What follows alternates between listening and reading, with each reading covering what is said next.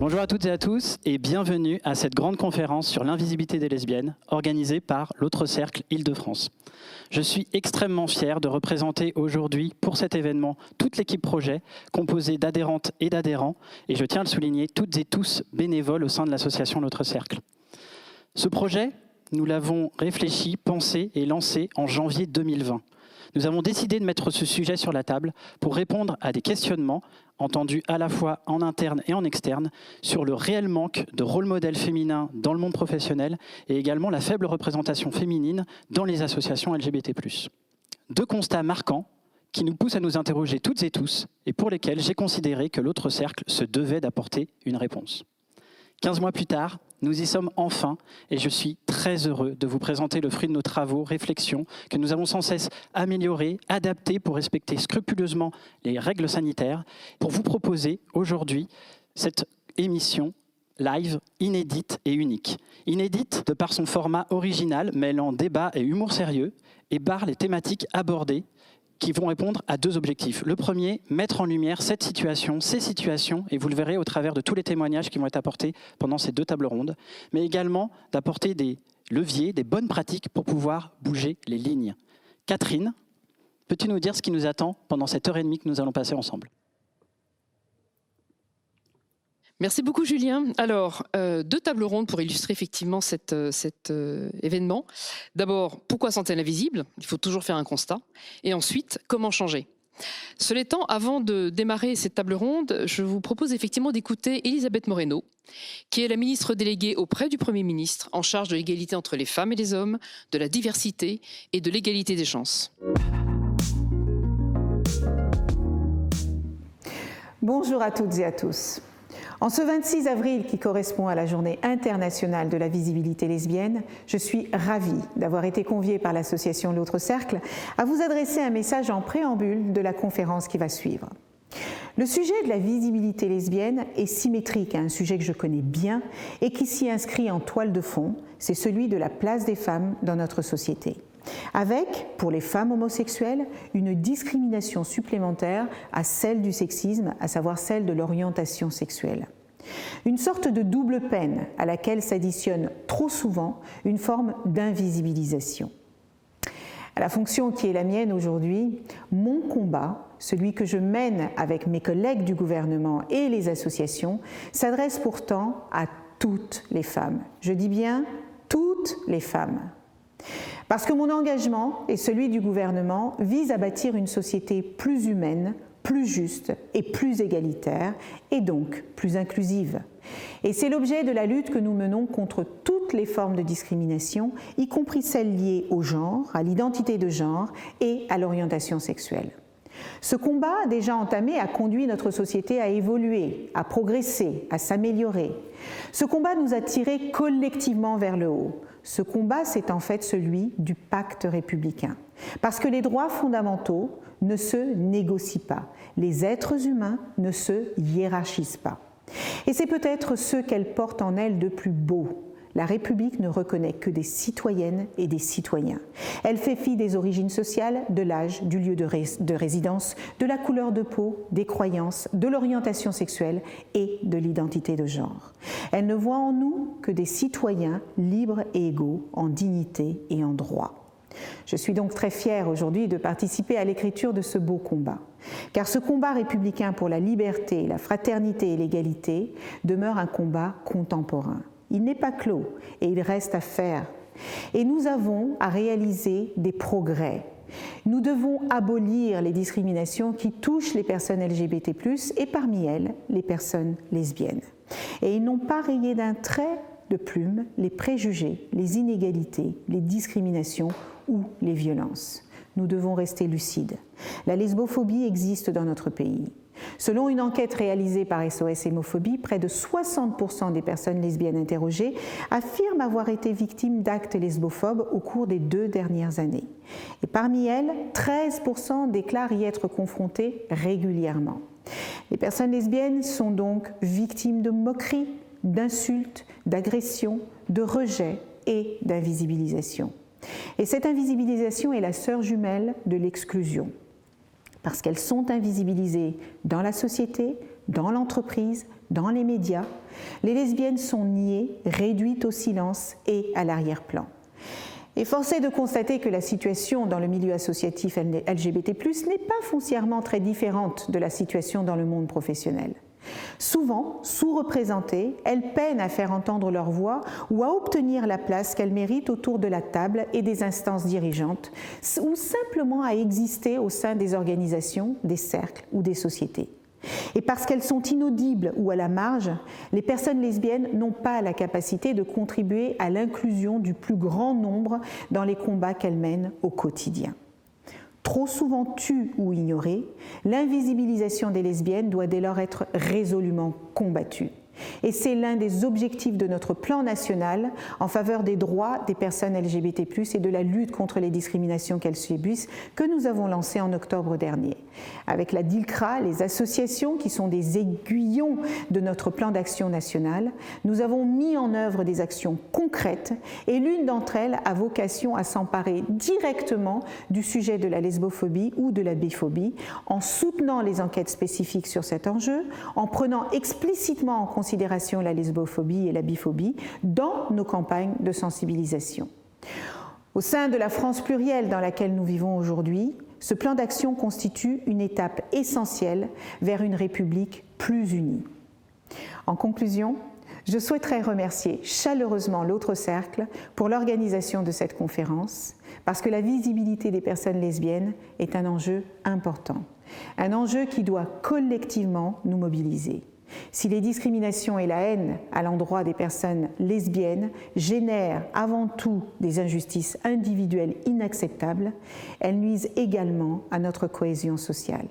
Et c'est en donnant leur place aux femmes que nous permettrons aux personnes lesbiennes de vivre sereinement, dans l'espace public, dans le monde professionnel ou associatif, ainsi qu'au sein de leur cercle familial. Ce combat, nous devons le mener ensemble, résolument. Je vous remercie.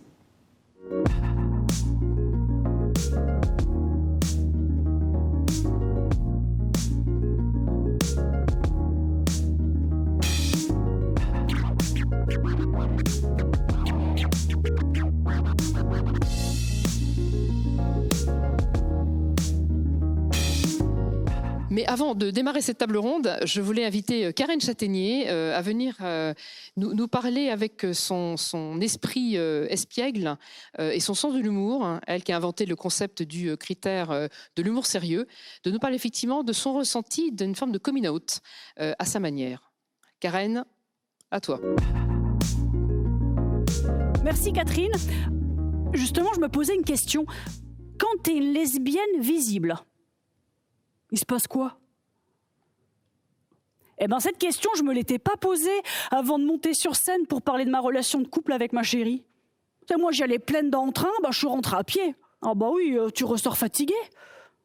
Parce que quand tu dis que tu es lesbienne, certaines personnes le réalisent, et là, tu deviens l'idée qu'on s'en fait. Et l'idée qu'on se fait d'une lesbienne, c'est rarement toi. Par exemple, certaines personnes pensent que les lesbiennes adorent pratiquer la fellation. Surtout quand elles sont deux. Ah bah oui, la nature d'une lesbienne, planquez vos pénis, messieurs, bon sang, c'est plus fort que moi. C'est fou quand même les clichés au sujet des lesbiennes. Eh ben, les clichés, c'est comme le Père Noël. Ils existent parce qu'on te le dit. Et le problème de certaines personnes, c'est que quand elles savent pas, elles croient ce qu'on leur dit et elles le répètent à d'autres qui savent pas. Ping-pong, dans ta face. Non seulement ces personnes ne pensent pas par elles-mêmes, mais en plus, elles laissent ce qu'on leur en a mal dit être la vérité. Ce phénomène, ça a un nom. Ça s'appelle des êtres feignants. Et c'est comme le Covid, les êtres feignants. C'est partout, c'est contagieux et ça t'empêche de bien faire ton travail. Parce que moi, sur scène, j'étais censée stimuler l'imagination pour faire rire. Mais quand tu dis que t'es lesbienne, l'imagination, elle stimule plus. Hein. Elle s'arrête avec plein de questions. Elle a dit qu'elle était lesbienne. Tu crois qu'elle se drogue? Ah, mais je sais pas. Elle a enlevé ses piercings avant de monter sur scène. Mais c'est que quand elles sont âgées qu'elles prennent du poids et qu'elles se coupent les cheveux. Mesdames, pchut! Elle a dit qu'elle était lesbienne. Elle va me... Tu ressors, t'es lessivé. Un coup de soupline et au lit. Mais ce soir-là, je me suis dit, allez, Karen, va boire un verre au bar de la salle. Alors que j'étais tranquillement en train de siroter mon jus de pomme, slurp, un être feignant arrivait à moi. Ouais, t'es vraiment lesbienne? Oui, reslurp. Alors je te paye pas un coup à boire. T'as raison parce que c'est contagieux. Et là, je lui ai touché l'épaule et je lui ai dit, t'es gay? Croyez-le ou pas, il a fait ah non hein. Oh, et il regardait sa main comme si elle était devenue lesbienne. Oh, je suis lesbienne aussi. Oh, il applaudira plus jamais comme avant. Et il y a autant d'êtres feignants que de bars fermés. C'est vous dire s'ils ont soif. Mes tournées, parfois, c'était la cour des miracles. Quasimodo, viens là, j'ai besoin de courage, laisse-moi toucher ta bosse. Pour monter sur scène. Ma charge mentale, c'était le Titanic. Il y a plein d'icebergs et... T'as vu le film, hein? À la fin, il meurt. Je montais sur scène en me disant « Oh, quel être feignant je vais déclencher ce soir !» Clic, clic. Surprise! Un soir, on a voulu me frapper. Je joue tranquille. Dans le public, il y a un être feignant qui descend des gradins et qui fait « Hé, je t'attends, moi! Je vais te montrer !» Oh, m'attends pas, j'ai vu. Et j'ai compris une chose. Les êtres feignants, c'est comme le cholestérol de mon grand-père. Il y en a de moins en moins, hein, mais c'est toujours trop. Et en entreprise, il y en a aussi. Ah bah oui, tu vas travailler avec le même cerveau. Tu fais pas hop, hop, hop, hop, hop, hop. Je vais pas partir avec le cerveau du week-end, je vais partir avec mon cerveau de la semaine, c'est lundi. Hop, attention le chat, lâche ma matière grise. Oh, je suis tout éveillé. Ben non. Une personne LGBT sur 2 ne fait pas son coming out parce qu'elle a peur que ça affecte sa carrière. Parce qu'il y a encore des êtres feignants, bon sang, qui pensent que de faire son coming out, c'est étaler sa vie privée. Et j'aime autant vous le dire, le sexe et l'entreprise, c'est comme les curlis et le Nutella. On mélange pas. Souvent, c'est des gens qui ont des photos de leur famille sur le bureau, même de leur chien, de leur chat, de tout le monde. Qu'est-ce qu'on s'en fiche de la vie intime et privée au travail si on l'assume?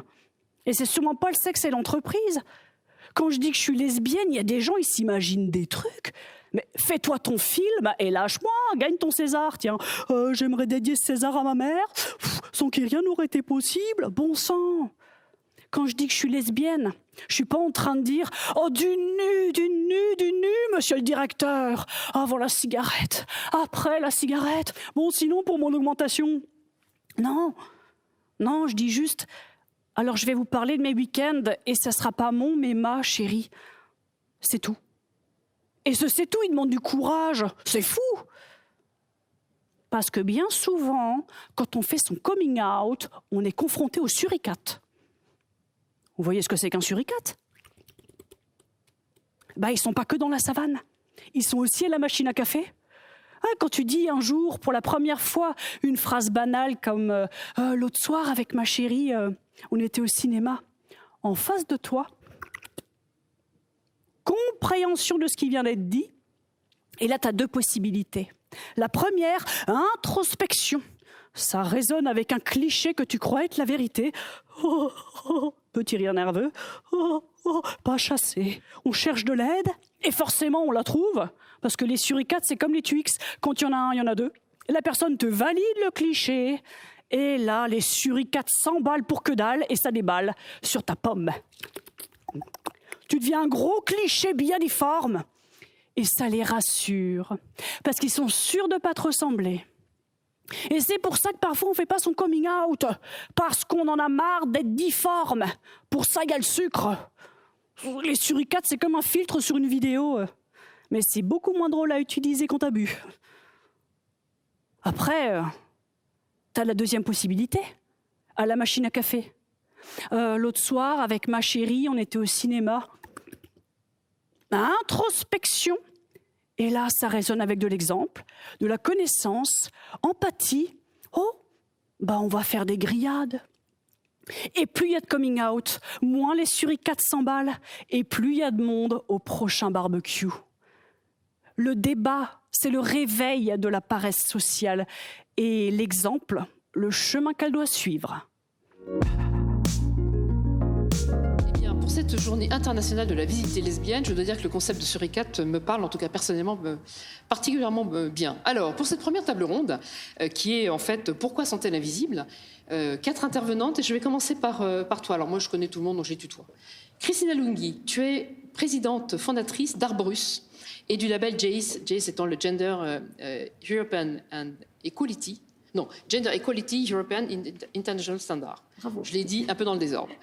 Chère Christina, experte depuis près de 26 ans des questions d'égalité femmes-hommes, en quoi effectivement la culture aujourd'hui des femmes et des jeunes femmes dans la famille ont-elles une influence effectivement dans leur vie active et bien sûr une influence sur les lesbiennes, puisqu'avant d'être lesbiennes, ce sont des femmes comme chacun sait. Oui, alors Catherine, bonjour d'abord à toutes et à tous et merci de cette invitation. C'est un sujet, celui de l'invisibilité des lesbiennes, qui est particulièrement bienvenu à l'heure où on dévoile chaque jour davantage les problèmes que pose la domination masculine. Moi, c'est le sujet même, c'est la raison d'être d'Arborus que j'ai créé en 1995, donc ça fait un certain nombre d'années que je réfléchis effectivement sur ces sujets. Et cette domination masculine ne nous amène pas vers un monde meilleur, bien au contraire, et on le voit chaque jour. On a le réchauffement climatique qui fait partie de ce que cette domination masculine a mis en place et tout ce qui relève évidemment de nos sujets d'inégalité entre les femmes et les hommes. Et du coup, effectivement, comme tu le disais très justement, Catherine, les lesbiennes sont avant tout des femmes, nous sommes toutes des femmes, qu'on soit lesbiennes ou pas, et nous sommes toutes victimes de la même manière de la problématique du sexisme. Donc il y a quelques années, nous avions commis une étude d'Eledio sur le sexisme et l'homophobie dans le monde du travail, et on avait vu que les femmes étaient beaucoup plus concernées par le sexisme que les hommes, parce que nous sommes dans un système de domination masculine. Et cette domination masculine, elle se génère, c'est culturel, c'est systémique, et elle se génère effectivement dès la plus tendre enfance. Les petites filles, on va leur demander d'être gentilles, d'aider, etc. Elles vont avoir des jeux plus calmes. Les garçons, on va leur demander d'être plus actifs. Il y a des études qui sont faites dans les cours de récréation où on voit que les garçons, ils prennent tout l'espace et après ils vont prendre tout l'espace public. Donc évidemment, on voit bien que ces phénomènes ensuite vont faire que les filières professionnelles, les filières d'éducation vont être évidemment très genrées. Les filières ensuite professionnelles vont être extrêmement genrées, avec les femmes dans les métiers de l'aide, du soin, etc. et les hommes plutôt à la tribune, plutôt évidemment tout ce qu'ils ont appris quand ils étaient petits. Et on va nous parler après d'autocensure. Alors l'autocensure, moi je suis complètement contre, parce que c'est pas nous qui nous autocensurons, c'est la culture qui nous censure. Et quand on est en plus lesbienne, on est d'autant plus censuré que, comme le Karen nous l'a démontré tout à l'heure, il y a tous les stéréotypes, etc., et tout l'imaginaire qu'ont les hommes, en particulier, mais les femmes aussi, sur leurs consoeurs lesbiennes. Et on voit bien que, moi je partage beaucoup, parce que étant femme divorcée, j'ai beaucoup de points communs, je crois, dans les problèmes d'invisibilité, d'un statut que l'on perd quand on est divorcé, et donc on n'ose plus dire qu'on n'a pas eu ses enfants le week-end, etc. Mais je pense qu'il y a énormément de points communs, et cette invisibilité aujourd'hui est en train d'être levée. Et moi j'y travaille beaucoup, et merci Catherine de l'avoir rappelé, avec ce label JEES, Gender Equality European and International Standard, qui permet de mettre en place une méthodologie pour bouger le système. Et quand on travaille sur l'égalité entre les femmes et les hommes pour un monde meilleur, et on en a bien besoin, on travaille pour toutes les femmes, mais aussi pour les hommes qui ont besoin, je pense, d'adoucir un tout petit peu leurs mœurs, qui sont parfois un petit peu brutaux et qui nous conduisent, aujourd'hui, on voit bien, vers un peu la fin du monde. Merci Christina. Alors, je vais passer la parole à Catherine Michaud. Catherine, tu es co-fondatrice et co-animatrice du réseau Pride de BNP Paribas. Tu as été rôle modèle leader 2020, les rôles modèles de l'autre cercle. Cette histoire de lutte de pouvoir, finalement, l'autocensure des lesbiennes, justement, face à ça, quel est ton sentiment et comment tu l'as constaté dans ta vie associative et professionnelle en même temps, mais surtout associative, au cours de ton parcours? Bonjour à toutes et à tous. Merci à l'autre cercle de m'avoir invité aujourd'hui. Cette autocensure, comment j'ai pu l'observer dans ma vie professionnelle et dans ma vie associative. Donc je suis la présidente de Guélib et je suis même la première femme présidente de cette association. Là où, par exemple, très tôt, chez Pride France, on a décidé de mettre en place une co-animation paritaire. Voilà, donc je co-anime avec Guillaume Semaine, Pride France, mais par contre, à Guélib, ça a toujours été une volonté qu'il n'y ait qu'un seul président, et en l'occurrence, en ce moment, une seule présidence. Aussi parce que tu parlais d'autocensure, mais aussi, je pense, de mixité un peu de l'arbre qui cacherait la forêt et de finalement de la coprésidence, mais où in fine c'est quand même le coprésident qui prend la lumière, qui fait les vidéos, qui anime, qui voilà, et de la co-animatrice qui potentiellement à côté pourrait être là pour le faire valoir, quoi, un peu caution. En tout cas, cette autocensure, elle est présente, ça c'est indéniable. Et puis, je pousserai même plus loin. Je pense qu'il y a un sexisme et une misogynie bien présente, plus qu'ordinaire, bien banale dans le milieu LGBT. Et d'ailleurs, nous quatre, nous avions dénoncé cette misogynie et ce sexisme. On avait fait une tribune en mai 2019. Dans Tétu, qui avait été repris par les Inrocks. Force est de constater qu'en 2 ans d'ailleurs, pas grand-chose qui a changé. Je l'ai relu pour préparer cette table ronde et je me suis dit oui, bon, finalement, cette journée de visibilité lesbienne, elle a toujours sa raison d'être, malheureusement. On a fait le constat un peu froid et lucide à l'époque que, avec des exemples concrets, de brimades, de pratiques justement aussi dans les associations, parfois de démission d'adhérents parce qu'ils voulaient pas être dirigés par une femme. Mais en tout cas, on a voulu envoyer un message de ras-le-bol. De ce ras-le-bol finalement, sans vouloir hiérarchiser peut-être les minorités, les discriminations, mais en tout cas de constater que ce sexisme et cette misogynie dans le milieu, en gros, messieurs, vous vous trompiez de combat et d'ennemis, in fine, et de rappeler que les femmes, les lesbiennes ont toute leur place dans le tissu associatif, dans toute légitimité. Et effectivement, je crois que on ne doit pas tomber dans cette autocensure et finalement d'être notre propre ennemi, nous, femmes lesbiennes. Savoir prendre sa place aussi, peut-être parfois devoir s'imposer. On l'a vu d'ailleurs sur le débat sur la PMA.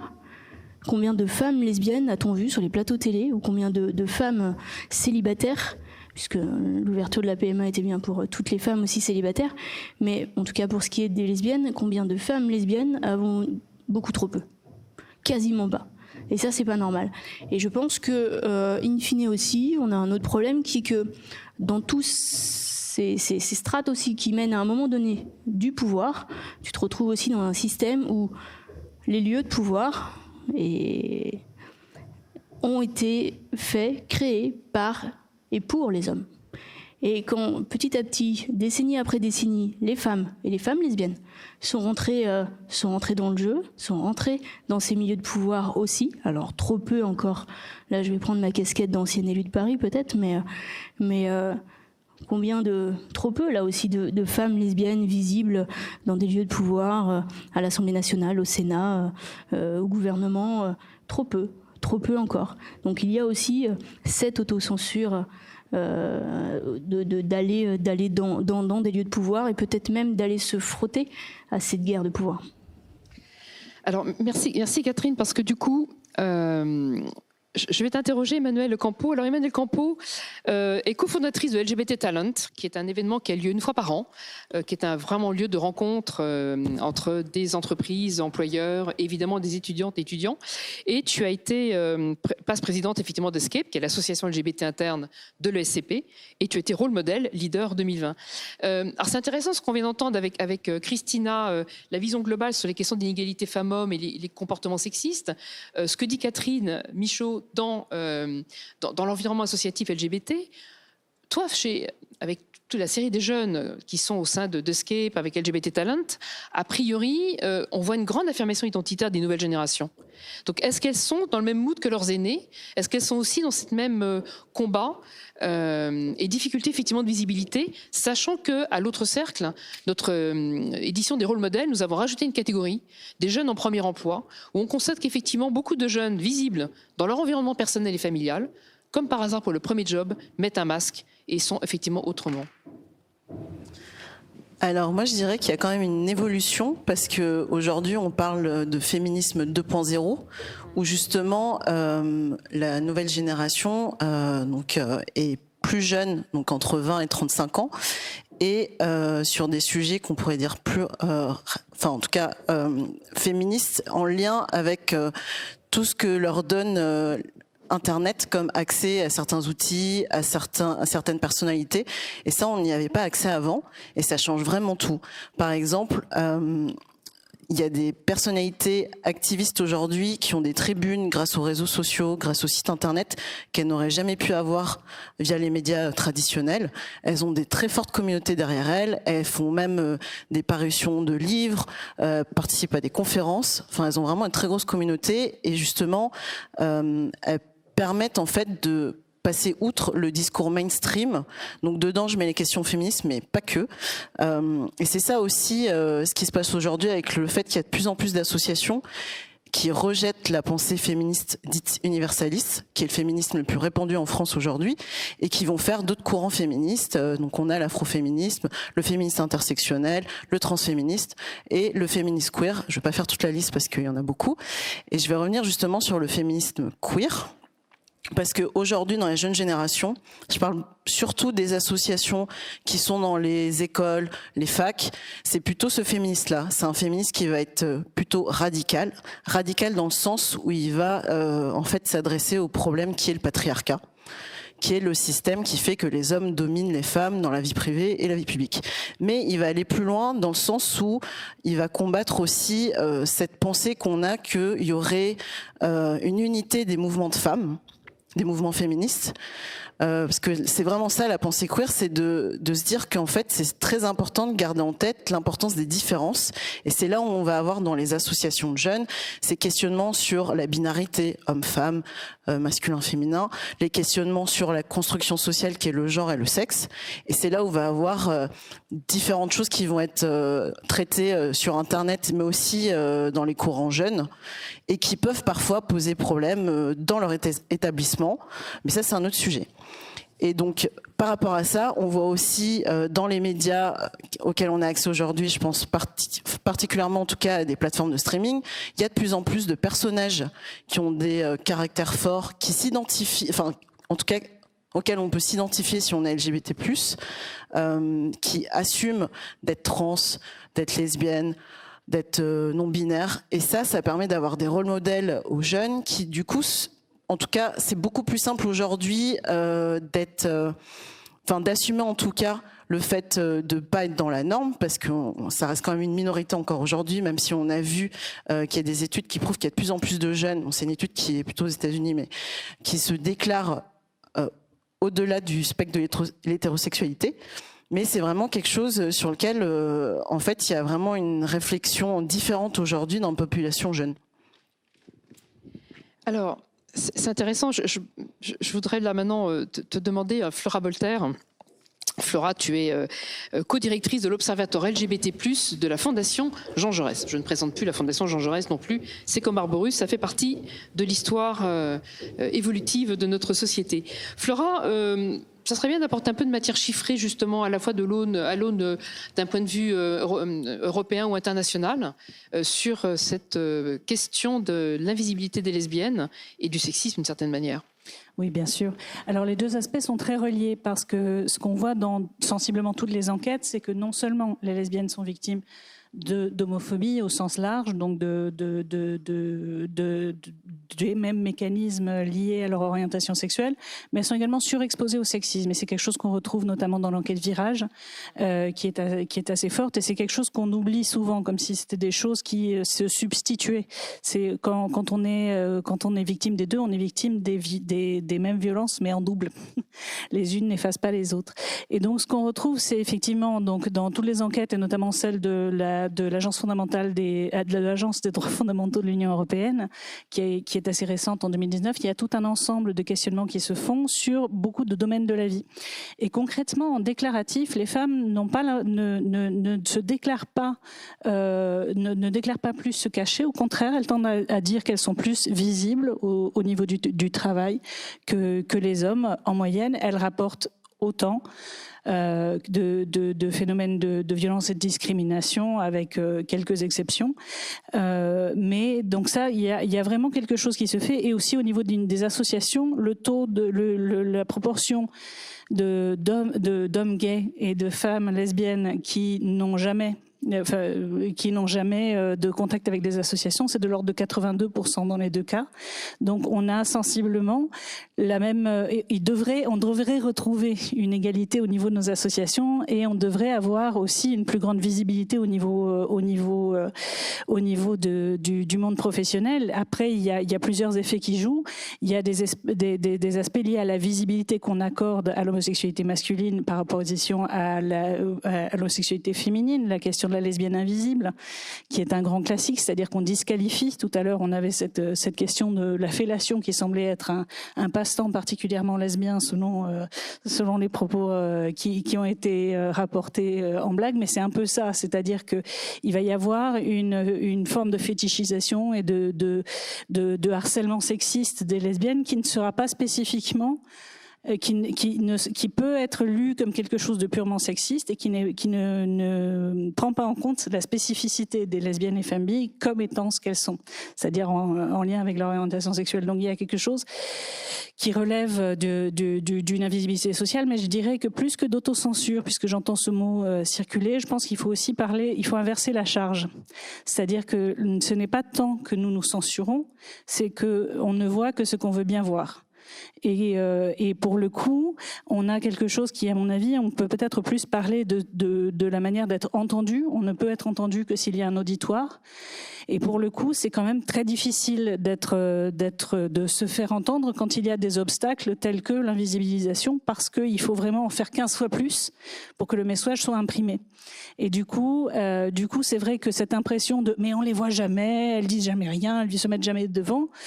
Concrètement, c'est pas tout à fait vrai. C'est que nos horizons d'attente sociale et notre façon de lire les comportements des uns et des autres va faire que on va disqualifier la visibilité des femmes et des lesbiennes et femmes bi.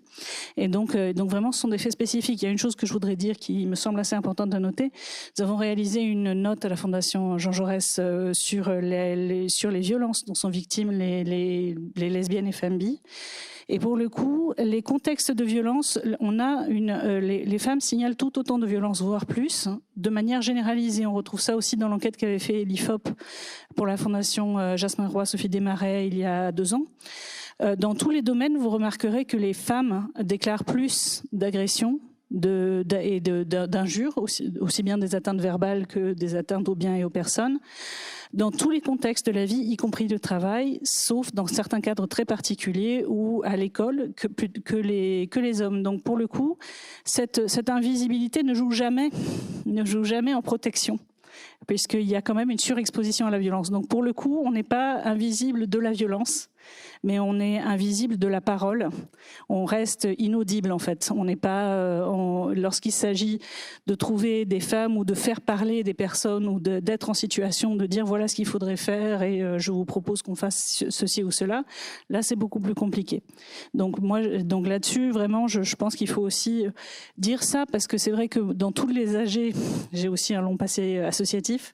Dans tous les AG, il y a toujours des gens qui disent oui, mais les femmes, elles causent jamais. Et là, quand on dit ça, dès que quelqu'un dit ça, c'est un peu fini parce que là, il y a un horizon d'attente qui fait que s'il y a une femme qui dit ah tiens, moi ça m'intéresserait, bah, tout de suite, elle sait qu'elle aura à gérer des gens comme ça. Et gérer et devoir dire à chaque fois bah oui, bah en fait, si je veux bien parler, si tu me laisses parler.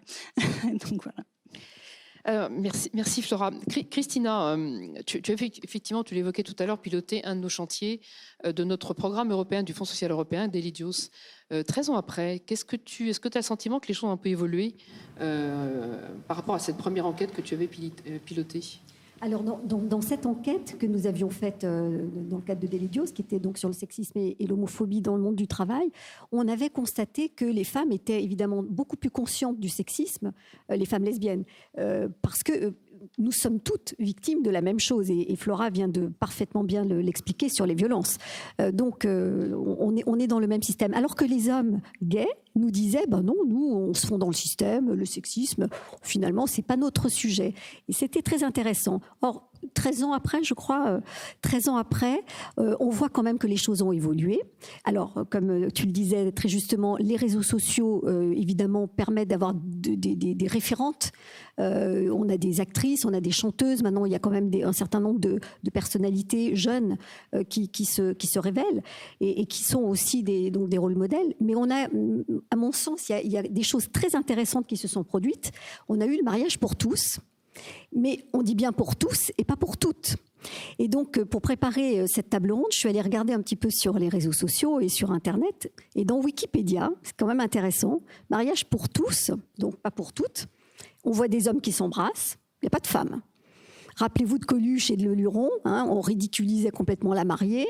Donc, quand on regarde dans la littérature, finalement récente, on voit que les hommes ont coopté complètement le truc. Ils se sont appropriés une institution parce qu'elle est légitime. Et donc, tout ce qui est de l'ordre de la loi, etc., c'est pour eux. Mais finalement, les femmes lesbiennes sont beaucoup moins visibles. Alors que c'est quand même le mariage de deux femmes, ça me paraît plus beau, franchement, à regarder. Après, il y a eu tous les débat sur la GPA.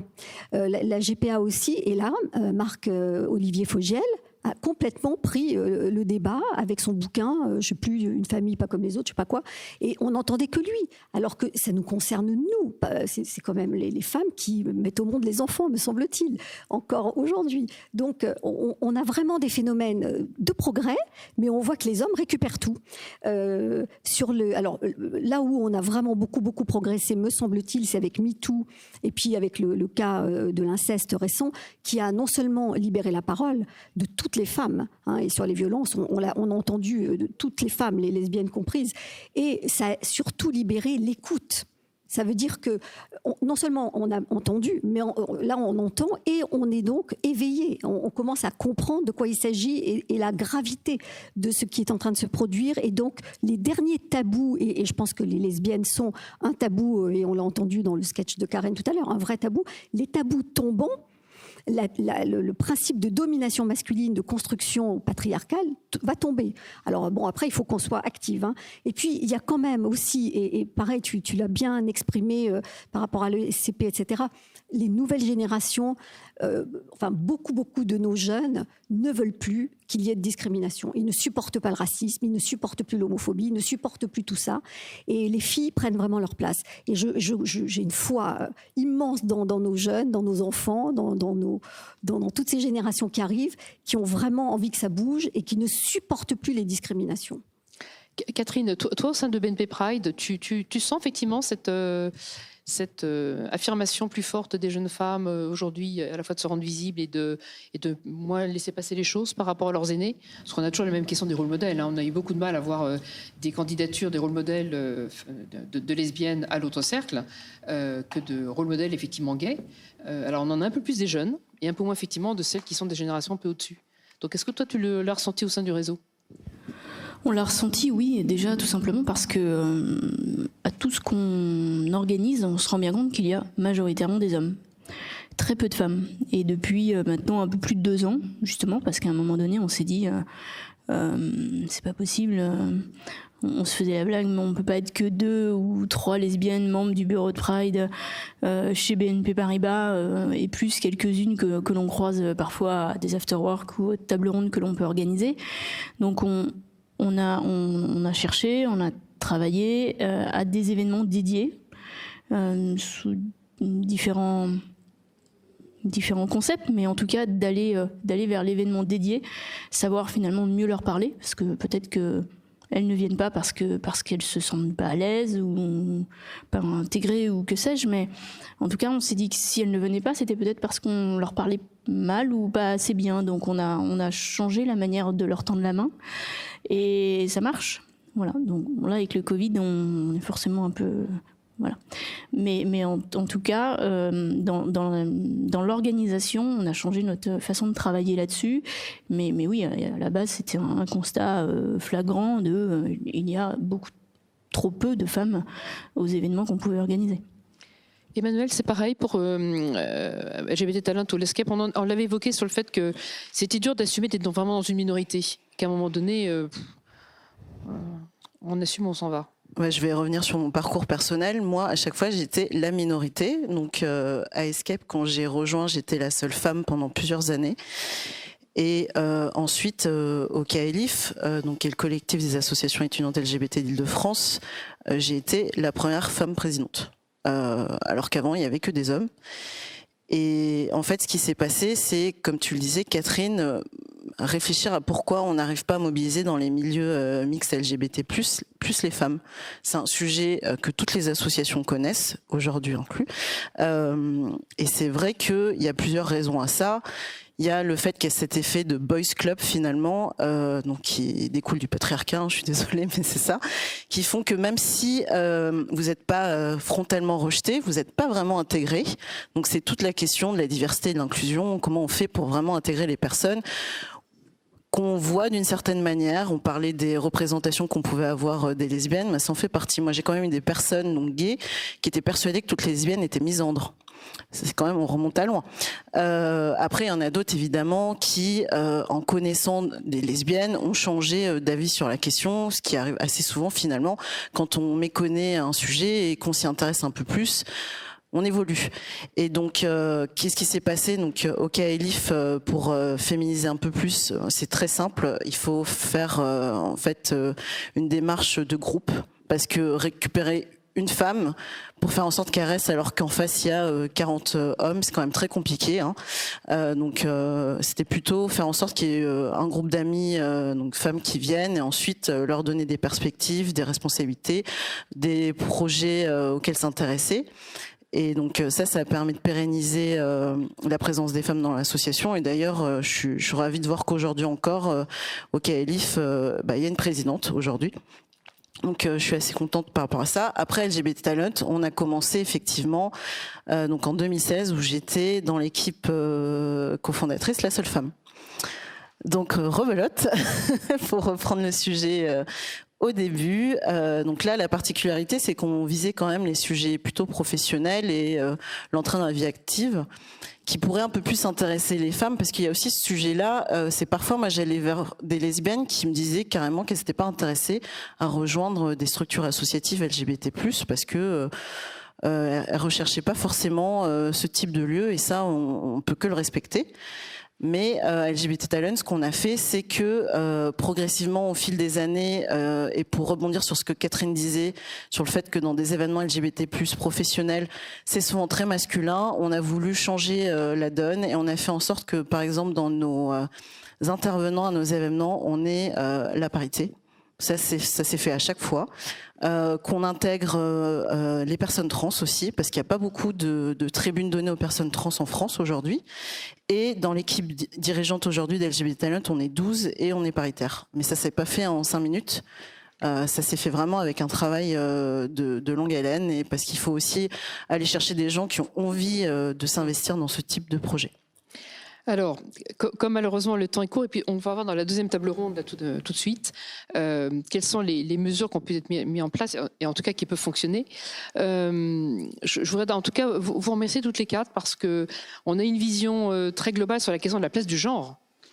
Il y a un certain nombre d'années, et encore aujourd'hui, dans un grand groupe, dans une association, quel que soit l'âge, même les jeunes, et les enquêtes à travers ce que tu nous as très rapidement, et je vous engage à aller creuser un peu plus, expliquer un peu Flora, on est sur quelque chose effectivement qui va être très long, qui va prendre du temps. Et ce changement de société, moi je crois beaucoup aux nouvelles générations qui, contrairement à leurs aînés, ne se cacheront pas et n'ont pas envie de se cacher, et d'un environnement plus bienveillant de la part des employeurs publics et privés, et bien sûr des lois qui doivent en revanche être parfaitement appliquées, ce qui n'est pas toujours le cas. Merci à vous quatre. Toujours trop court évidemment. On va maintenant passer à la deuxième partie de notre événement.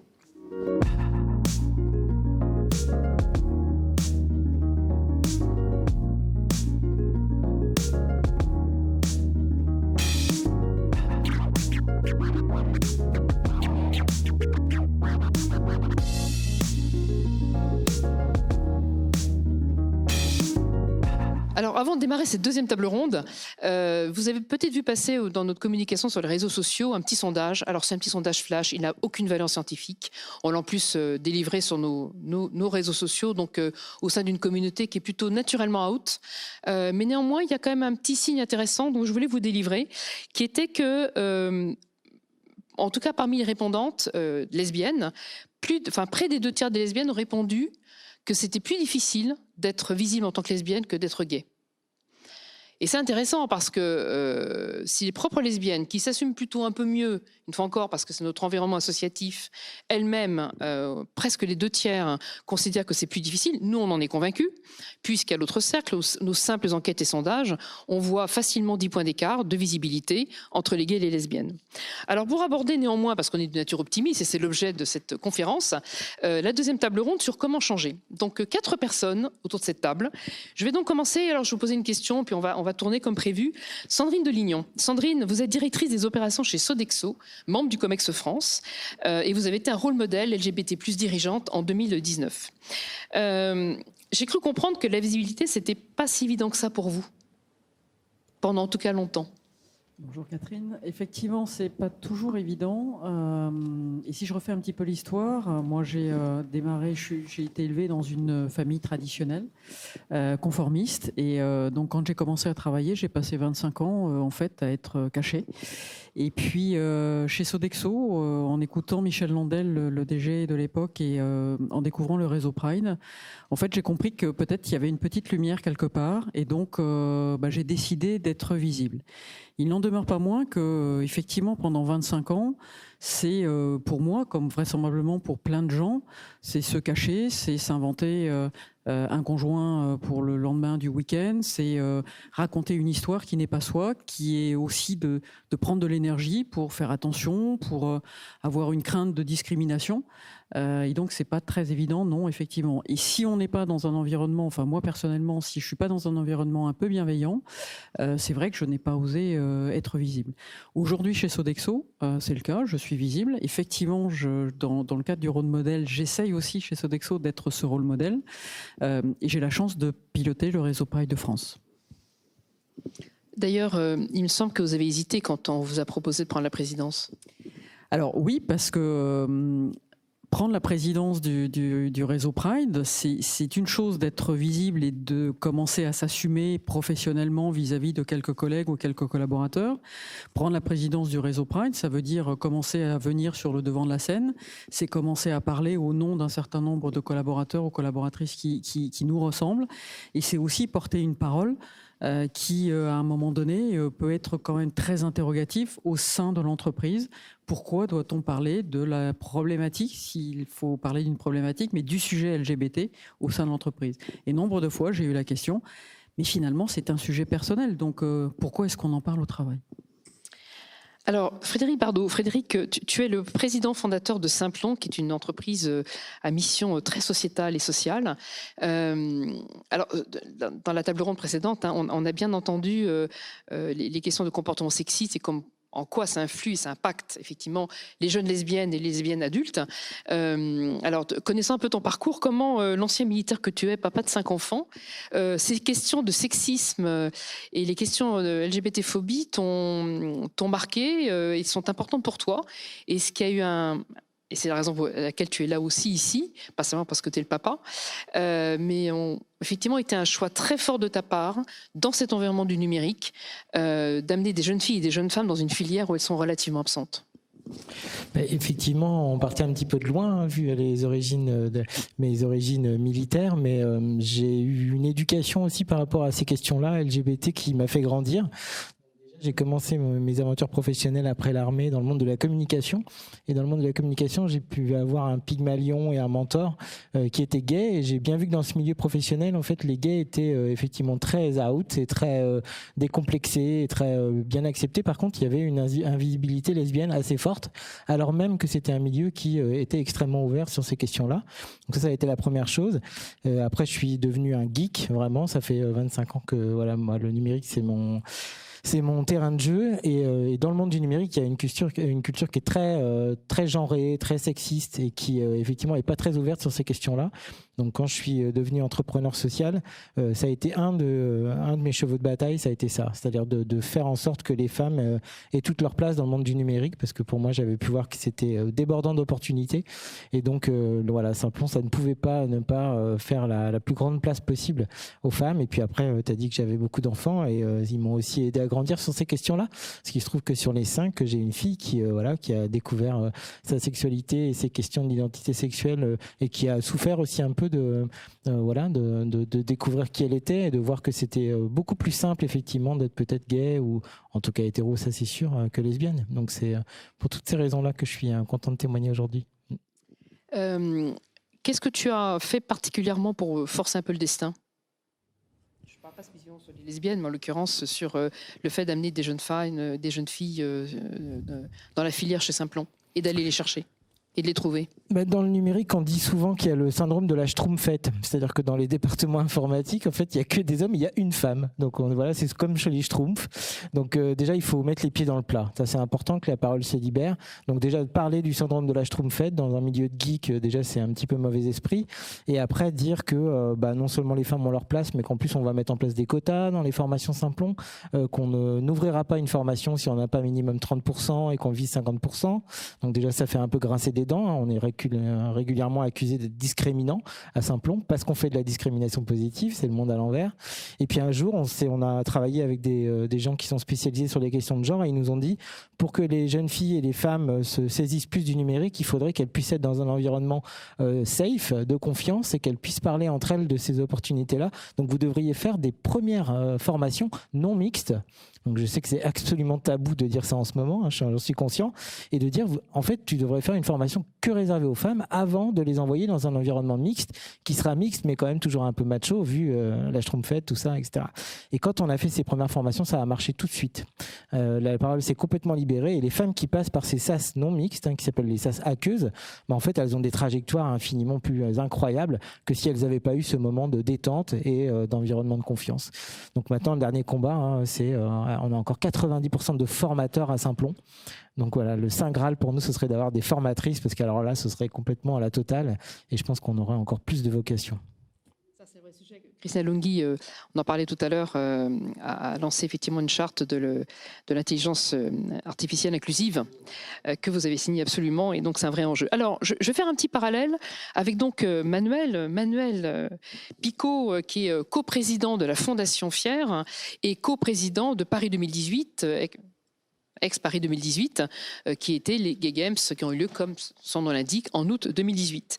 Alors, Manuel, pourquoi finalement créer une coprésidence mixte, surtout dans un environnement sportif qui, par nature, est extrêmement peu genré, et je rappelle que notre événement aujourd'hui, notre émission, elle est la question de l'invisibilité des lesbiennes dans le monde professionnel, mais également associatif LGBT. Bonjour. Clairement, le sport est extrêmement genré. Je rectifie tout de suite ça. Tout est construit sur le binaire homme-femme, mais le sport moderne, il a été créé par les hommes, pour les hommes autour de 3 piliers en fait qui sont la virilité, la performance et le patriotisme. Donc ça, c'est ce qu'on essaye de contrecarrer, de changer avec les Gay Games. Et les Gay Games, c'est un événement qui a été créé en 82 qui englobe dans son nom, normalement, l'ensemble de la communauté LGBT. Ce sont des jeux ouverts à tout le monde. Sauf qu'en France, ça s'appelle les Gay Games. Donc, tout le monde ne s'y retrouve pas, et notamment les personnes lesbiennes, voire les personnes trans, etc. Donc, c'est un événement pour travailler la diversité. D'ailleurs, on les a sous-titrés les Jeux de la diversité. Comment est-ce que je pourrais, moi, président de cette association, incarner la diversité si au sein de notre conseil d'administration, nous n'avons pas justement de la diversité. Et le signe fort qui m'a paru le plus important, et c'est vraiment quelque chose qui est dans le cadre de cette organisation, c'est d'avoir une coprésidence mixte, nécessairement mixte. Donc de trouver une femme pour m'accompagner dans ce challenge. Et donc, voilà, on a une coprésidence mixte. Ça nous a permis d'avoir Pascal comme coprésidente, Pascal Rintaud. Pascal Rintaud, qui est coprésidente de Paris 2018 et qui est maintenant coprésidente de la Fondation Fier. C'est un vrai couple qu'on a formé. D'ailleurs, nos moitiés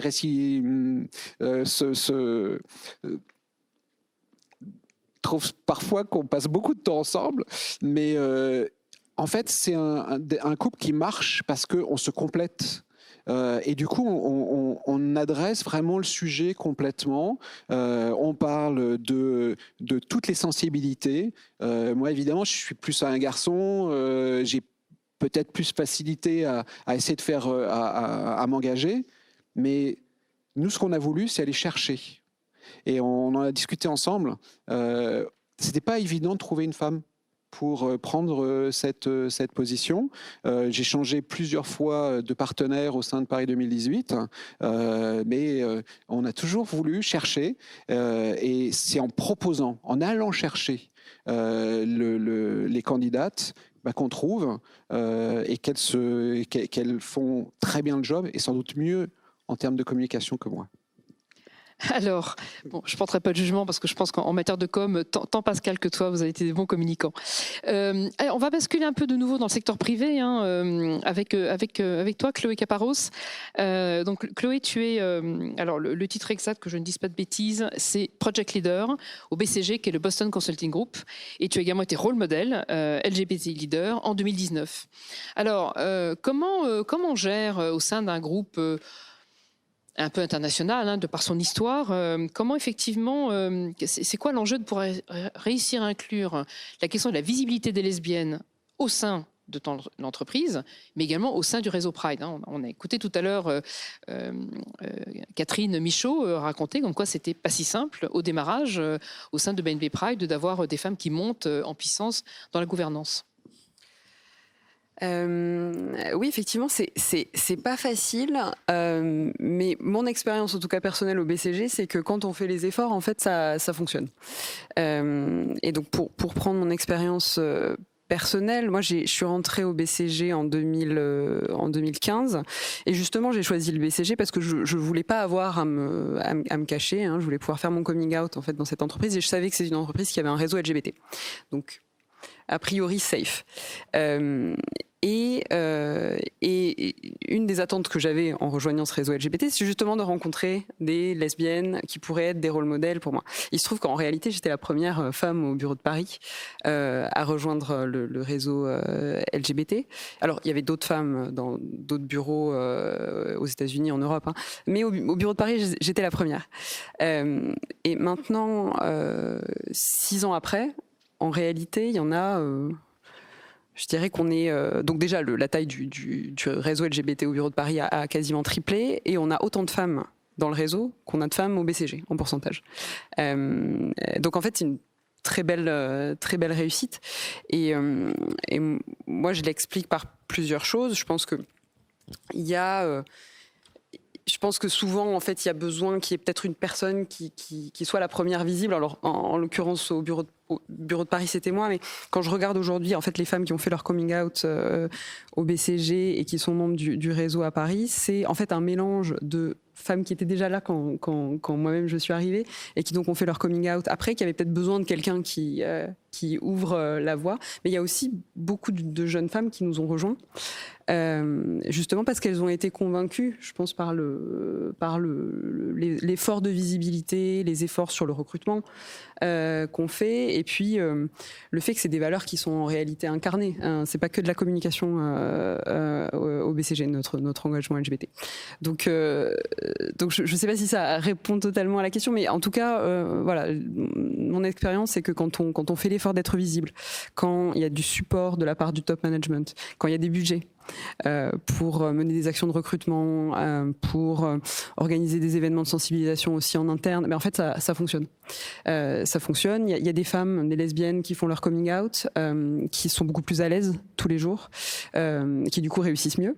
Et puis ça crée un environnement de travail qui en fait est très naturellement beaucoup plus bienveillant et favorise cette ascension-là. Donc je dirais que ça n'a pas qu'un impact sur les personnes LGBT, mais je pense que ça a aussi un impact sur toute la culture d'entreprise et même les personnes non LGBT, enfin en tout cas moi c'est mon expérience au BCG, ont un rapport à ça qui est, enfin à ces sujets-là, qui est en fait très naturel, et on entend de moins en moins ce que évoquait Sandrine, à savoir c'est un non-sujet, ça devrait être du ressort du privé en fait, du personnel. Donc moi j'ai envie de dire aux entreprises, en fait si vous faites l'effort, ça va marcher. Alors merci Chloé. Sandrine, quand on a préparé cette intervention, on m'a évoqué le syndrome de l'imposture. Oui. Développé, comme on dit. On a effectivement évoqué ce syndrome parce que il y a une vraie question qui peut se poser. Alors déjà, je rebondis sur ce que Chloé disait, il est extrêmement important pour une entreprise d'allier la parole aux actes. C'est-à-dire, c'est pas le tout d'avoir un réseau ou de se dire effectivement je suis bienveillant ou l'entreprise est bienveillante. Il faut derrière qu'il y ait des actes. Et parfois, voire souvent dans les entreprises, il manque les actes et il manque vraiment l'incarnation. Et donc par rapport à ce syndrome d'imposture, c'est qu'à un moment donné, quand une femme effectivement lesbienne commence à grandir dans l'entreprise en se rendant visible, il peut se poser la question de suis-je légitime là où je suis ?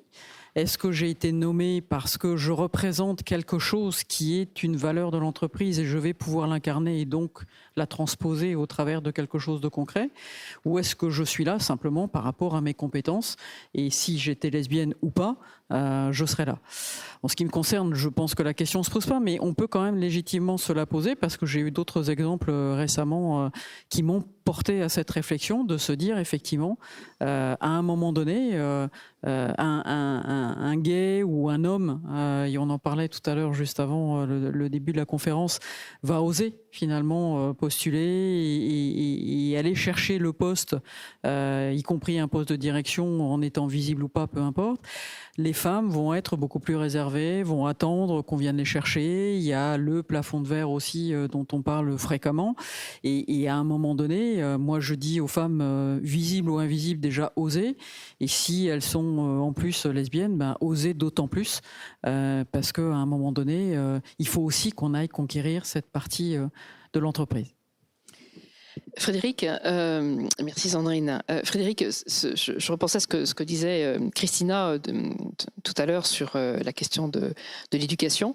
C'est facile pour des jeunes filles d'oser quand elles arrivent chez Simplon ou quand on leur propose effectivement de rejoindre Simplon, alors qu'elles ont une éducation, le côté culturel et familial qu'on a toujours évoqué, où on n'élève pas les jeunes filles à aller forcément de l'avant et aller sur les terrains où sont généralement les garçons. Non, c'est pas facile du tout, et c'est pas facile du tout aussi parce qu'il y a un syndrome de l'imposteur qui est donc peut-être spécialement féminin, ou on va dire, enfin en tout cas qui peut se retrouver, mais il y a aussi un syndrome de l'imposteur qui est généré par la technologie, par le milieu culturel, par les valeurs qui sont portées par la technologie, par la question des formateurs effectivement. Donc c'est loin d'être évident. On fait tout pour pour les mettre à l'aise, mais en écoutant les autres intervenants, je me disais, à Simplon, on fait de la discrimination positive, on essaye de faire rentrer dans le numérique des gens qui n'y sont pas assez représentés. Donc il y a la question des femmes, mais il y a la question des gens peu ou pas diplômés, les gens des quartiers, des choses comme ça. Et en fait, ce joyeux bazar et ce joyeux mélange fait qu'une fois qu'on a été discriminé positivement à l'entrée, quand on rentre à Simplon, il y a une espèce d'indifférenciation. En tout cas, c'est ce qu'on croyait. C'est-à-dire qu'on se disait, après, il y a un environnement safe, etc. Et on s'est rendu compte qu'il y avait quand même des pratiques intimidantes de la part des formateurs. Donc on a été, alors même qu'ils sont baignés dans un environnement à Simplon de bienveillance. Donc on voyait des formateurs qui disaient aux garçons, accroche-toi si tu n'y arrives pas, et aux jeunes filles, si tu n'y arrives pas, demande à ton collègue masculin à côté de toi, il va pouvoir t'aider. Alors que c'était par pure bienveillance. Mais je veux dire, voilà, on est obligé de former nos formateurs parce qu'elles combattent le syndrome de l'imposteur. Mais après, si on les remet dans des positions où il y a des choses intimidantes, c'est encore plus compliqué. Et comme c'est très intergénérationnel et interculturel, quand vous mettez plein de gens des quartiers populaires, des politiques de la ville, avec des gens de tous les âges, de toutes les orientations sexuelles, ça peut faire un mélange assez détonnant. On n'a jamais eu de problématique par rapport à ça. Et même quand il y a eu des choses comme, les attentats de Charlie Hebdo ou des choses qui pouvaient, dans les formations Simplon, générer des choses frictionnelles un peu en termes de culturel, tout le monde nous disait, mais non, mais nous, on est tous là pour coder. On est tous là pour la même raison. Donc, en fait, il n'y a pas d'histoire de je suis un musulman, je suis gay, je suis lesbienne. Mais le diable est dans les détails. Donc, il faut qu'on fasse gaffe à ça aussi. Et on a fait récemment une évaluation avec un outil qui s'appelle Mixity, tu dois connaître. Voilà. Et en fait, ils nous ont dit, vous êtes des cordonniers mal chaussés, parce qu'en fait, dans vos promotions, il y a énormément de diversité, mais vous, en interne, dans vos équipes, vous êtes dans l'ESS, mais vous êtes nuls. Voilà. Vous n'avez même pas un réseau LGBT, sur le handicap, vous êtes nuls. Donc voilà, il y a vraiment 100 fois sur le métier, il faut remettre les trucs, parce qu'on est plus divers dans nos promos que dans notre propre équipe, alors même qu'il y a des femmes et des hommes LGBT dans les équipes et au comité de direction. Mais on ne prend pas en compte, comme ça a été pris dans d'autres entreprises, la question. On le fait pour les apprenants, mais pas pour nous. Intéressant. Alors, on change un tout petit peu de sujet, mais Emmanuel, c'est quoi ta vision? Pourquoi c'est intéressant? Et c'était intéressant pour toi d'être en coprésidence avec Pascale Rintaud, justement? Avec Pascale Rintaud elle-même ou avec une femme? Avec une femme, et tu as passé une grande partie de ton temps, et maintenant à la Fondation Fier, avec elle en l'occurrence. Ouais, en fait, d'abord avec une femme parce que je suis militant des droits LGBT au sens large.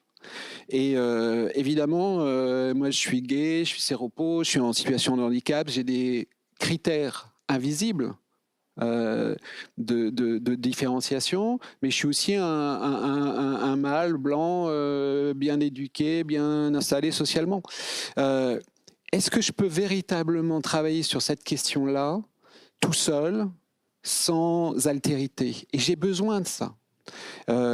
Donc, premièrement, on ne peut pas traiter des droits humains en étant que la moitié de l'humanité. Il faut que la totalité de l'humanité soit représentée. Donc, nécessairement, la mixité. Ensuite, effectivement, ça n'a pas été très simple toujours de trouver l'alter ego sur des projets bénévoles en fait, où il faut consacrer beaucoup de temps. Et ce qu'il faut, c'est vraiment de poser la question, inciter. Et Pascal a commencé bénévole à la base de l'organisation de Paris 2018. Et puis, naturellement, on lui a proposé un peu plus de responsabilités. Elle les a prises et je suis très, très heureux qu'elle l'ait faite parce qu'aujourd'hui, elle porte vraiment le mouvement, elle l'incarne bien, elle me complète parfaitement et on a fait ça dans d'autres positions. Notre responsable des sports, c'était un homme, un gay. Et finalement, à un moment donné, on a poussé une femme, et c'est Frédéric Vidal qui a pris sa suite, et elle incarne très bien la mission. Donc c'est vraiment l'idée de se compléter et d'aller de l'avant ensemble. Merci pour cet éclairage. Alors Chloé, justement,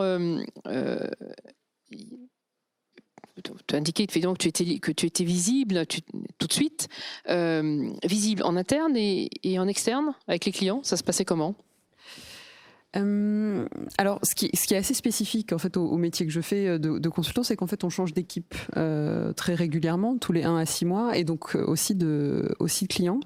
Donc en interne, moi je me débrouille toujours en fait pour que la question soit adressée très rapidement et que donc il n'y ait pas de sujet. Et donc potentiellement, si j'ai quelqu'un dans mon équipe qui est LGBT, qu'elle se sente ou qu'il se sente parfaitement à l'aise de m'en parler, et qu'on puisse aborder le sujet. Et par ailleurs, effectivement, au sein du bureau, je suis tout à fait out et visible. Avec mes clients, je pense que au début de ma carrière au BCG, c'était pas un sujet que j'abordais en particulier, mais aussi parce que j'avais pas forcément l'occasion. Maintenant, la question se pose en fait beaucoup plus souvent, et notamment dans un contexte de télétravail. Alors je sais pas si c'est votre expérience aussi, mais où en fait on passe beaucoup de temps virtuellement chez les uns et chez les autres, avoir les enfants sur les genoux, et se pose en fait beaucoup plus naturellement, beaucoup plus facilement, et aussi quand on interagit avec des personnes de plus en plus seniors, en fait, des questions privées qui font en fait complètement partie du jeu de la vie de l'entreprise tous les jours. Et donc on en revient toujours à cette question que, en réalité, la vie privée n'est pas étrangère du tout à la vie professionnelle. Et donc voilà, moi dès que j'ai l'occasion en fait de pouvoir parler de ça avec mes clients, je le fais très naturellement. J'ai eu à aucun moment des réactions négatives. Je pense que très souvent, déjà je pense qu'il n'y a pas d'obligation évidemment à faire son coming out. Je pense que chacun doit faire comme il le sent, mais en tout cas moi mon expérience personnelle, c'est que ça a toujours été plutôt très bien reçu. Donc voilà. Ton conseil pour mon conseil, c'est pour conclure justement. Je pense que mon conseil, c'est déjà faites comme vous le sentez. Si vous le sentez pas, ne vous obligez pas, parce qu'en plus ça peut paraître un petit peu bizarre, un petit peu pas naturel, mais si vous le sentez, moi je dirais n'hésitez pas, n'hésitez jamais. Et le conseil pour l'employeur, parce que tu m'avais évoqué effectivement l'importance du top management au BCG qui a favorisé cet environnement. Oui, je pense. Il y a plusieurs choses en fait qu'une entreprise peut faire pour favoriser l'émergence des talents LGBT. La première, c'est d'avoir un discours qui est très très clair là-dessus, sur ses valeurs, sur le fait que en fait ce n'est pas un non-sujet, et donc très clairement dire aussi que l'égalité LGBT fait partie de ces valeurs clés, au même titre que l'égalité femmes-hommes. Donc je dirais déjà être très très clair sur ces valeurs et le dire en tant que tel. Deuxième chose, et alors après ça dépend des cultures d'entreprise, mais parfois, en fait, avoir un réseau LGBT, ça aide. Parce que ça donne un véhicule pour les personnes LGBT pour avoir l'occasion de faire son coming out, s'engager aussi. Donc investir dans des structures, en tout cas donner des moyens aux personnes LGBT de s'engager. Bon, ce qui du coup effectivement disqualifie un petit peu les petites et moyennes entreprises qui n'auront pas forcément le volume de salariés permettant d'avoir un réseau, mais ça va quand même toucher suffisamment d'entreprises CAC 40, SBF 120 et toutes les grosses ETI où ça peut tout à fait se décliner. Absolument. Manuel, qu'est-ce qu'il faut faire pour faire monter les femmes dans les instances associatives LGBT ? Un peu comme partout ailleurs, c'est-à-dire qu'il faut les motiver, peut-être parfois les aider à prendre les responsabilités. Des fois, on fait ça dans le milieu sportif actuellement, c'est qu'on essaye de féminiser les instances et ça passe par de la formation leadership en direction des femmes. Mais je crois que dans le milieu associatif, ce que j'adorerais, c'est qu'en France, on reconnaisse vraiment la coprésidence. C'est que l'administration ne connaît pas la coprésidence. Il y a toujours un président et une vice-présidente ou réciproquement. Mettre à égalité en fait les rôles, ça permet aussi d'aller de l'avant. Il ne faut pas s'interdire il faut pas se mettre des freins et vraiment ouvrir les portes, en parler, parce que si on ne parle pas d'un souci de représentativité, par exemple, on n'arrive pas à le résoudre. Et c'est pas simplement en disant toutes les femmes peuvent venir chez nous. C'est nous qui devons aller chercher les femmes pour qu'elles viennent à nous, travailler avec nous, et qu'on leur laisse l'espace en permanence pour s'affirmer, pour changer la donne, etc. Je confirme, c'est ce qu'on fait à l'autre cercle et c'est pas toujours simple d'amener les femmes. Tu es d'accord avec ça, Frédéric ? Fred ? Oui, mais moi je crois beaucoup à la régulation et aux quotas. Ça, c'est vrai que je crois que quand on crée une masse critique de manière un peu autocratique en disant c'est 30% ou 50%, il se passe des choses. Et souvent après le culturel, on va dire, peut se greffer là-dessus. Et après, je crois à l'intersectionnalité. C'est-à-dire que j'ai été touché par ce que vous avez dit. Moi, je suis un homme blanc, un peu voilà. Et aussi, je suis gay, séropo, etc. Donc il y a plein de choses comme ça. Et à Saint-Plon, les femmes ne sont pas que femmes. Elles peuvent être effectivement lesbiennes. Elles peuvent être issues des quartiers. Elles peuvent être musulmanes. Elles peuvent être peu ou pas diplômées. Il y a les questions d'âge dans le numérique qui sont très discriminantes aussi. C'est difficile d'être un vieux geek, on va dire, et c'est pas très vieux friendly, on va dire, le monde du numérique. Donc voilà, il y a ça aussi, je crois beaucoup à ça, qu'on est multifacette et que il n'y a pas que la question de la mixité, il y a les questions de la mixité et des autres facteurs. Merci. Sandrine, le dernier mot de conclusion. Le mot de conclusion, ça serait à l'attention de toutes les femmes effectivement lesbiennes qui aujourd'hui sont dans des situations faciles ou difficiles, mais ça serait oser. Osons non pas de revendiquer, mais osons nous montrer, osons nous affirmer et osons assumons-nous pour ce que nous sommes, ce que nous représentons et ce que nous valons pour l'entreprise et pour le reste de la société. Et comme vous le disiez, on fait partie de la moitié de l'humanité. Donc on est un petit bout de cette moitié d'humanité et on a parfaitement notre place au sein de l'entreprise. Merci à vous quatre pour cette belle table ronde qui vient clôturer, entre guillemets, mais pas totalement. Il y a encore une suite. En tout cas, d'illustrer cette question de la visibilité des lesbiennes, puisque c'est la journée aujourd'hui de la visibilité lesbienne. On a tendance à dire plutôt la journée de l'invisibilité des lesbiennes. Il faut donc effectivement que ça change. Eh bien, merci à vous pour ces éclairages. Alors, ce n'est pas tout à fait fini. Nous avons encore une deuxième et dernière intervention de Karen. Karen, c'est à toi. Je sais pas toi, Catherine, mais moi, ça m'arrive de tenir la main de ma chérie dans la rue.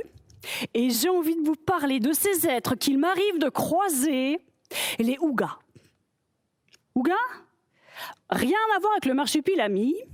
Les Ougas, c'est un petit pourcentage des hommes, mais qui n'ont pas fini leur évolution de Darwin. Ils se sont barrés dans l'autre sens. Niveau paresse sociale, on est au-dessus de l'adolescent prépubère à qui tu demandes de ranger sa chambre. Ils ont toujours la bouche ouverte comme ça pour respirer, sinon j'oublie. Et leur tête, c'est un peu un niveau à bulle, mais qui n'arrive pas à trouver le centre.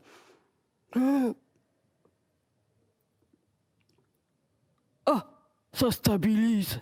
Et dans leurs jeans des trous, pour gagner en souplesse. Et quand deux lesbiennes se tiennent la main dans la rue devant un Ouga, il reste fidèle à lui-même.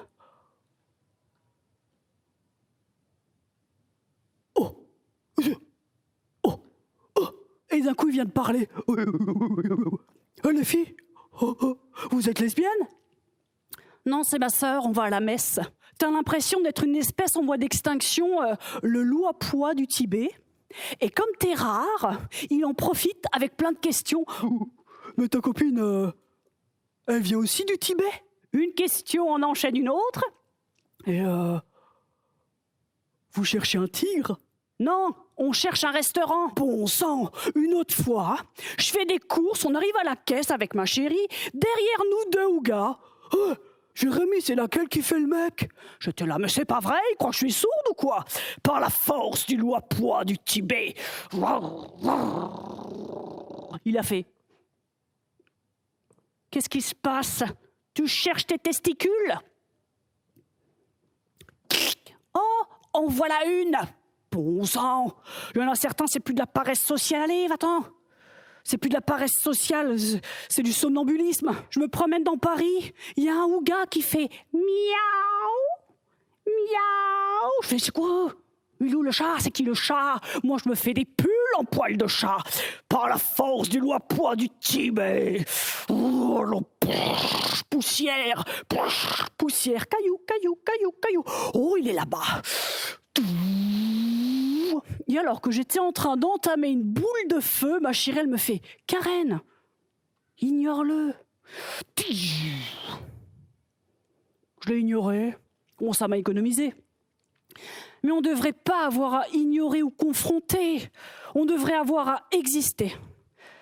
Et ce genre de débat, ça nous permet d'exister. Il y a encore beaucoup trop de personnes lesbiennes, bisexuelles, transgenres, intersexes, gays, qui se sentent seules parce qu'elles sont différentes. Mais quand on est différente, on n'est pas seul, on est exceptionnel. Et aujourd'hui, là, vous êtes toutes et tous exceptionnels. Et vous savez pourquoi ? Parce qu'il n'y a pas un ADN sur Terre similaire à un autre. Pas un. Alors toutes les personnes qui ont déjà discriminé, les ougas, les êtres feignants, vous êtes des personnes différentes, mais on vous accepte. Et toutes les autres personnes, vous êtes différentes et c'est une chance. Alors s'il vous plaît, restez exceptionnels. Un peu comme Julien et Catherine à qui je cède le mot de la fin. Merci Karen. Surtout, n'oubliez pas de candidater à la prochaine édition des rôles modèles LGBT+ et alliés. On termine le 23 mai les candidatures. On compte sur vous, mesdames, et vous aussi, messieurs, bien sûr. Et pour le mot de la fin, j'aimerais remercier la mairie du 10e qui nous a accueillis dans leurs magnifiques locaux. Et je tiens aussi particulièrement à remercier tous les êtres exceptionnels du projet L qui ne fait que commencer. Alors, je vous dis à bientôt.